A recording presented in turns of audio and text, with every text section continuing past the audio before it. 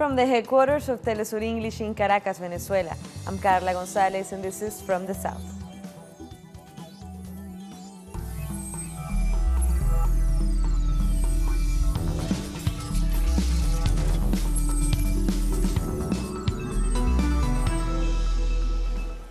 Several bilateral agreements have been signed in Pyongyang between the two Koreas following their summit in the city on Wednesday.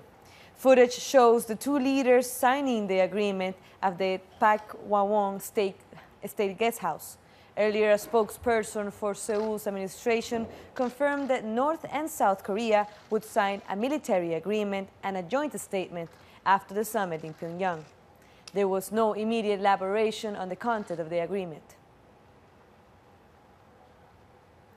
The leaders of the two Koreas began their meeting with a grand musical concert. South Korean President Moon Jae-in was welcomed by a cheering crowd at the Grand Theater for Art. Kim Jong-un and his wife Ri So-yu also enjoyed the performance. I will candidly discuss with South Korean President Moon Jae-in about the matters to succeed and develop the Panmunjom Declaration. As President Moon and I have built trust with each other, our footsteps toward the future of a peaceful and prosperous Korean peninsula will become faster.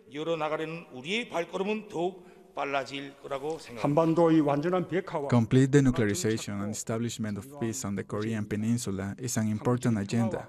I will see a bigger picture for permanent peace and peaceful prosperity, as it is a completely new resolution. There could be various challenges and difficulties. However, Chairman Kim Jong-un and I have trust and friendship. Our correspondent Isaura Diaz brings us all the details from the first day of the summit.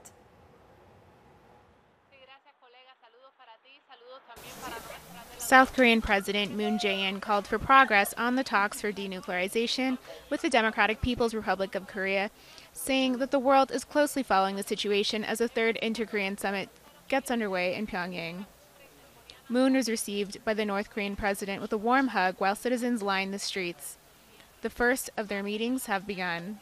Moon is traveling with more than 100 people, including business leaders. Before leaving South Korea, he said that his objective was to strengthen inter-Korean relations, promote dialogue between North Korea and the United States, and ease military tensions between the two countries, effectively avoiding a war. This summit comes as talks have been stalled between North Korea and the United States since Washington has refused to declare the end of the Korean War that began in 1950. The government in Pyongyang has said it is taking action in doing things such as destroying a missile facility. Moon is seeking a more active participation in this matter. Let's remember that this is the fifth inter-Korean meeting in history, following those held in 2000 and 2007.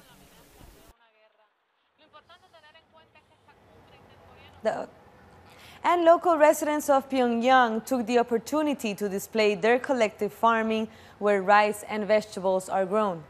Children danced and sang as parents worked on the farm. The song lyrics speak about leading a healthy lifestyle and loyalty to the nation.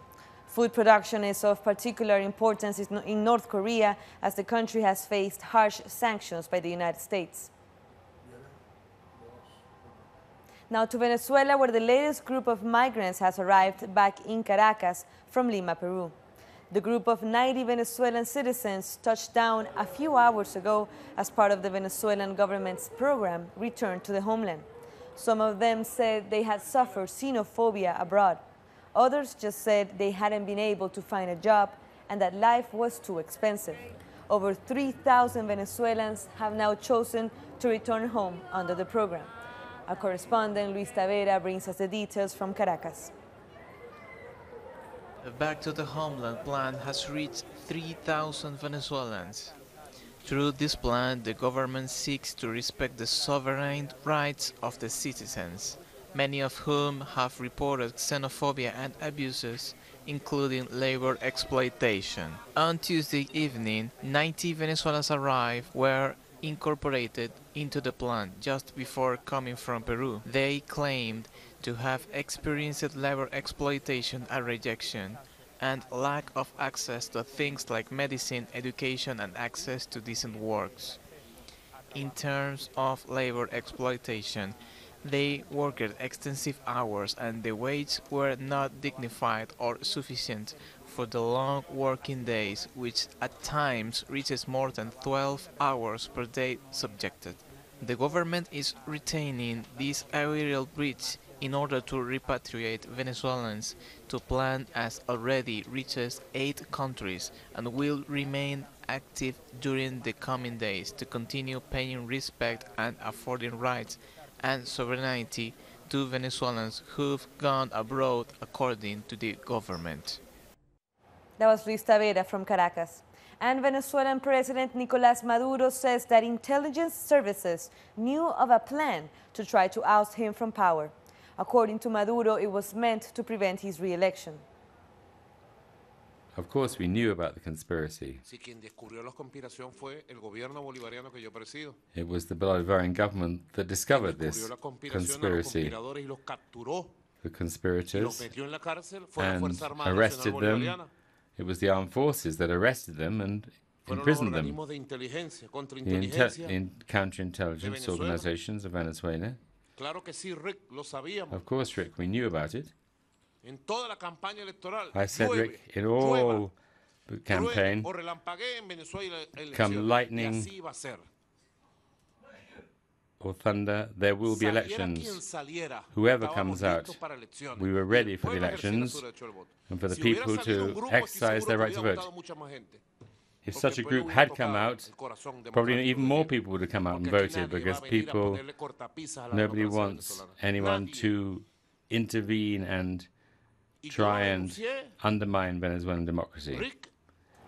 And Maduro also said his government is willing to talk to the United States, but only on the basis of mutual respect.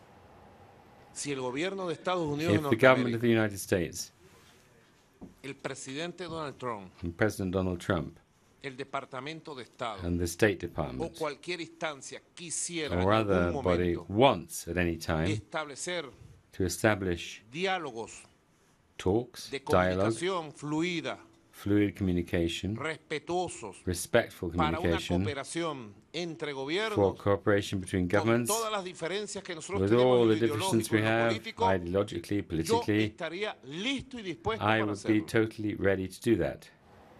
President Maduro also talked about his recent visit to China, where he signed 28 cooperation agreements. These include several that could double Venezuela's oil production in the next year. We have not only sold 9.9% of the shares, so that the Chinese company gets to 49% of the joint venture in line with our hydrocarbons law, but a series of other investments, as I proposed to the Chinese side, to get to 1 million barrels of oil a day for China. I calculate that in all we will invest approximately $5 billion together with China in the course of the year. The United States has imposed new tariffs on Chinese imports starting next week. The new tariffs are worth $200 billion. Donald Trump's administration is also threatening to target even more Chinese products if Beijing retaliates. We'll see what happens as to whether or not we're able to do something, in particular with China. That's a big one, because the losses have been staggering for so many years for our country, and we just can't let that happen anymore. Coming up, we have more stories. We'll be back.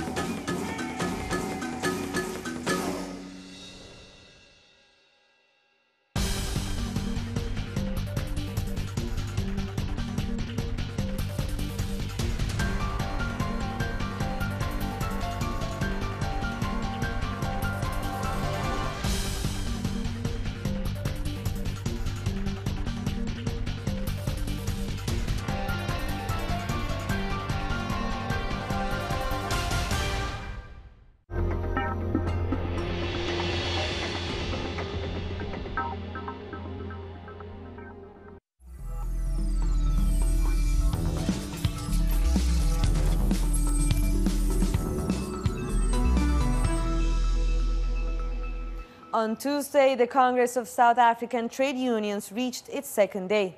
The General Secretary of the South African Communist Party, Blade Simande, lamented the state of the South African economy. He said state revenue is under severe pressure and that debt, class inequalities, unemployment and poverty levels also remain high.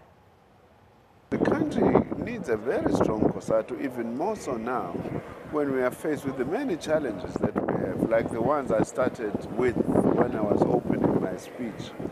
Problems of poverty, unemployment, the issue of young people and drugs and substance abuse.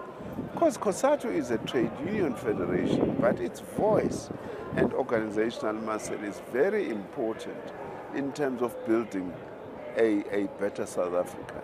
So that is why this Congress is very important. But also this Congress is important just for purposes of building a stronger COSATU itself.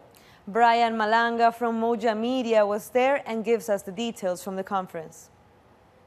Top of the agenda today was once again that topic that I introduced yesterday, the issue and the notion of gender equality.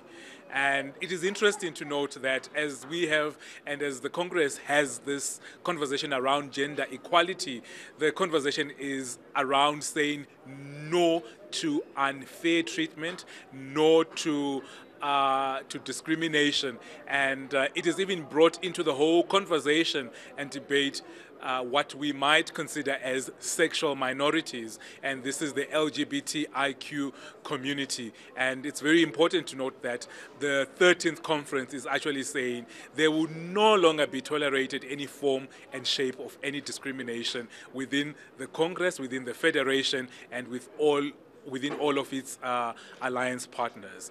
Then connected to that is the whole notion of empowerment of women. And we saw that very clearly today, where we have one female candidate who went unopposed and who's going unopposed in this battle for leadership. She is the first, she's going to be the first in South Africa. She's also going to be the first on the continent who is going to be the head of a trade union federation. That was Brian Malanga from Johannesburg. South Africa's top court has ruled that cannabis for private and personal use is legal. In a high-profile case that divided the court, a ruling finally came down saying that the law banning the use of cannabis is unconstitutional and invalid. Justice Raymond Sondo delivered the unanimous verdict in Johannesburg. BHO extraction. Eswatini police have clashed with protesting workers. Police in the city of Mansini used rubber bullets and tear gas to disperse the protesters. The workers allied to the Trade Union Congress of Swaziland have been protesting on the streets of the nation's major towns, demanding higher wages and better work conditions. At least 5 workers have reportedly been hospitalized after enduring rubber bullet injuries. A Ugandan warlord claims he was brutalized as a child and is a former victim himself. Dominic Ongwen faces 70 charges at the International Court of Justice for being a part of the Lord's Resistance Army, which terrorized Uganda under Joseph Kony. Ongwen's lawyers say he should be acquitted of his crimes since he was also a victim. He was kidnapped as a child and turned into a soldier by the LRA. Around 60 girls in Burkina Faso have been hospitalized from female genital mutilation. Victims suffer from heavy blood loss and infections. The practice continues despite being outlawed in 1996. The first African freestyle football championship has taken place in Nigeria. Ivory Coast player Ben Abdul Nader Kone has won the tournament. Participants from 20 countries of the continent have amazed the audience in the city of Lagos with their moves, tricks and skills. The event was also aimed at empowering the youth spirit. The United Nations has said that Myanmar's democratic transition is at standstill because authorities seek to silence critics. On the other hand, hate speech against Muslim Rohingya is rampant, the UN pointed out. The UN fact-finding team found that Myanmar's military carried out mass killings and gang rapes of Rohingya with genocidal intent last year. The panel also called for the commander-in-chief and 5 generals to be prosecuted for the crimes under international law. Repressive laws are being used to silence those that seek to scrutinize. We have verified instances of reprisals against individuals for sharing information with the United Nations. Peaceful protests are blocked, sometimes violently, as occurred in the village of Mrauk-U, while voices critical of the government are muted by threats and arrest. Hate speech is thriving, particularly against the Rohingya. Former Ecuadorian Foreign Minister Guillaume Long warned the UN's Human Rights Council of the crumbling rule of law in the country. Long addressed the council in Geneva to highlight recent events that violate the rule of law in Ecuador. He stated that measures are being instituted to persecute the opposition, including former President Rafael Correa. According to Long, this is just another example of lawfare that's being used across Latin America. Until a few months ago, I represented Ecuador in this very council. Today, as a civilian, I've come to call out the collapse of Ecuador's state of law. Our government has disbanded the Constitutional Court, and many other judicial bodies have been directly intervened by political interests, violating the constitution in order to persecute opposition leaders. In particular, former President Rafael Correa and officials from his administration. What is happening in Ecuador is the politicizing of justice, what is known as lawfare, and which we can see all across Latin America. I asked this council to call on the Ecuadorian government to put an end to political persecutions and to avoid any repercussions my speech today may bring. Now we go to South America, where former Argentinian President Cristina Fernández de Kirchner has appeared in court for a 3rd hearing. A judge has requested her immunity as a senator be lifted so she can be detained. She is accused of taking part in an alleged bribery network during her presidency. Fernández has denied any wrongdoing. Many believe this is another example of the political persecution of a progressive Latin American leader. And Fernández supporters gather outside the court in Buenos Aires. They say the current government is using Fernández's case to distract attention from the country's economic crisis. They defend Fernández as one of the leaders who worked towards bringing social justice in the country. This is all a circus. They brought her here because they obviously want to cover up their tracks. They are covering up everything. President Mauricio Macri is firing many people. There are more layoffs now in Argentina, more poverty. Our correspondent in Buenos Aires, Edgardo Esteban, has the latest. The former president, Cristina Fernández de Kirchner, arrived at the court of Dr. Sebastián Casanelo because of the so-called notebook scandal. She registered her statement at the court and said that she is being attacked and persecuted for the last 2 years and 9 months. She also said that she's being harassed by the judicial system by being asked to appear in court even when there isn't substantial evidence against her. There has been a lot of commotion in the political circle after the request made by Judge Claudio Bonadío regarding the management of funds by under her administration. Until now, the only evidence the court has is the photocopy of the notebook entries, but the original notebook has not been produced in the court. The investigating team has been looking for containers full of money in Patagonia, but so far they haven't found anything. Cristina Fernández has said that they can look all over Patagonia and they won't find anything. On the other hand, the popular support on social media has been really surprising for her. And the polls say that if there was an election today, Cristina Fernández de Kirchner would win by large margins in comparison to Mauricio Macri. Social movements and human rights organizations claim that all this is to deviate the attention from the economic crisis of the country and to focus on Cristina Fernández, similar to what is happening in Brazil with Lula da Silva. We'll take one last short break, but stay with us for more stories from Latin America.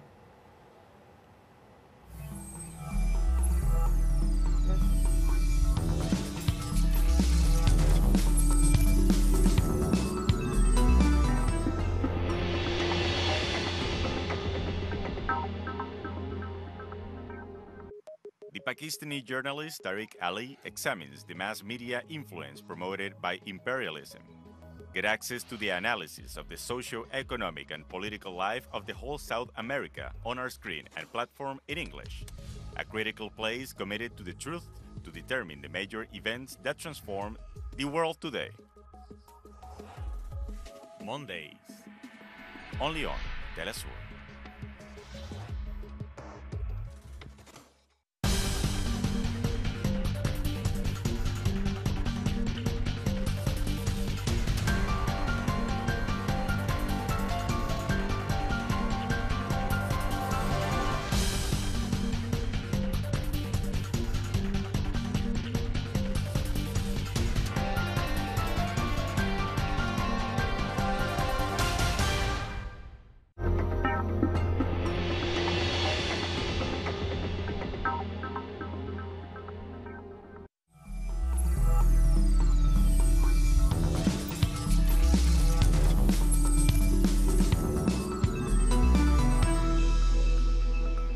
Welcome back. According to Brazil's electoral court, former President Dilma Rousseff can be a candidate for the Senate. With 4 votes in favor and 3 against, a court in Minas Gerais, in the southeastern of the country, decided to authorize her registration. By doing so, the court dismissed petitions that claimed Rousseff lost her political rights after being impeached in 2016. Such a ruling would have instead banned her from politics for 8 years. Rousseff celebrated the decision on Twitter. Just 3 weeks to Brazil's presidential elections, and the support for Workers' Party candidate Fernando Haddad has sharply grown in the latest poll. Haddad, who replaced imprisoned former President Luiz Inácio Lula da Silva, had 17.6% of the voter intentions in the first polling. That places Haddad just behind right-wing Jair Bolsonaro, who took 28.2% of voter support. After meeting with Lula at the federal police headquarters in Curitiba, Haddad said, "The polls are an important portrait of the electoral scenario," emphasizing that there is a lot of work to be done. U.S. intellectual and activist Noam Chomsky weighed in on the complex situation in Brazil and the region. Chomsky heavily criticized U.S. military intervention in South America. During an event held at a Center for Alternative Media Studies in Sao Paulo, Chomsky highlighted significant achievements of the government of Lula da Silva on both domestic and geopolitical fronts. He also denounced any U.S. military intervention in Latin America, especially the ongoing siege against Venezuela. It was literally right in the center of the world stage. It was carrying out very important actions. It organized the global South in a way which had never happened before, and it lasted until the collapse of the Lula and the Rousseff governments. That's exactly what was achieved, and it could be achieved again. There's every reason why. Chomsky also expressed concern about the negative influence that Latin American neoliberal economists have. Economists from Latin America have gone to the United States to study. Famous example is the so-called Chicago boys, who went from Chile to the University of Chicago, learned Chicago economics, came back, administered the economy under Pinochet, which was quite interesting. There was a perfect experimental conditions for imposing Chicago economics. No dissent was possible, be crushed. They were smart enough to allow the nationalized copper company, Codelco, to function and sustain the economy.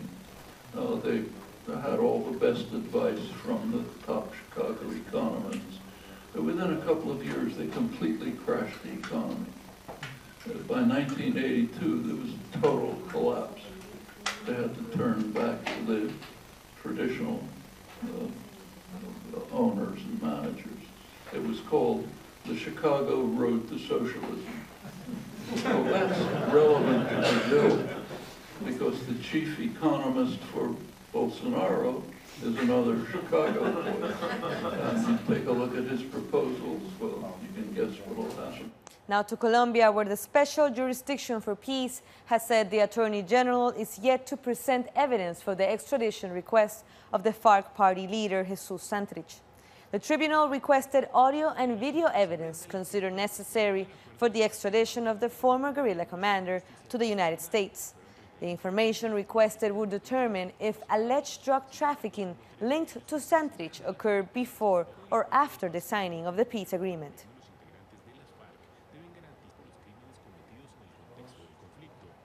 And with that story, we come to the end of this news brief. But this and many other stories, you can find them on our website. We're at telesurtv.net/English. Here you can find all our latest videos, our articles, our opinion pieces, divided by country and by topic as well. So be sure to check it out.